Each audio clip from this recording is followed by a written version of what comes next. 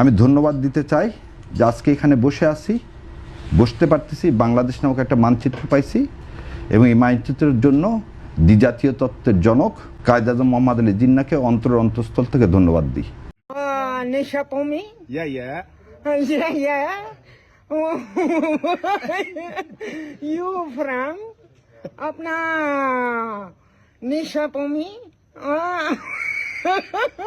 পাকিস্তানের জাতির পিতা জিন্নাহরে নিয়ে জামাত শিবিরের পোলাপানে নতুন করে আবার নাটক সাজাইতেছে।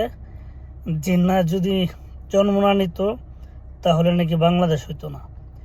এখন ইতিহাস যদি পড়া লাগে বা বলা লাগে বা ইতিহাস শেয়ার করা লাগে বা ইতিহাস পর্যালোচনা করা লাগে তাহলে কিন্তু অনেক কিছু বার হয়ে আইব। এত গভীরে আলোচনা করলে 2 ঘন্টাও শেষ হইব না। আমি এইটুকুই বলি, জামাতিদের যে পিতা বা পাকিস্তানের জাতির পিতা জিন্নাহর মুখে এই যে আমার যতটুকু দাঁড়িয়ে আছে এটুকু দাঁড়িয়েও রাখতো না।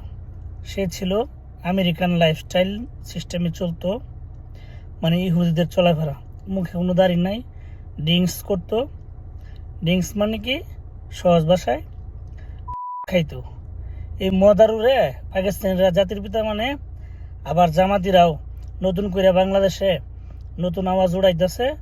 এই জিন্নাহর কারণেই নাকি বাংলাদেশ তৈরি হয়েছে।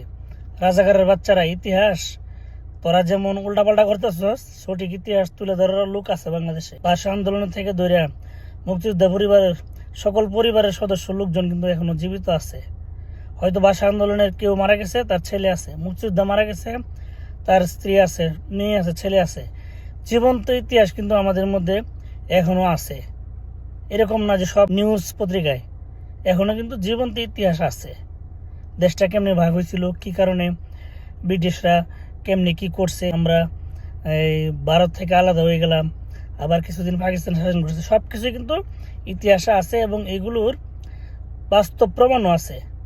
তাই রাজাকারের বাচ্চারা বলি, হয়তো কিছু তরুণ প্রজন্মরে ব্রেন ওয়াশ করতে পারবি, কিন্তু যারা প্রকৃত বাঙালি বা প্রকৃত দেশপ্রেমিক তাদেরকে 1 চুল পরিমাণও লড়াইতে পারবি না তোরা।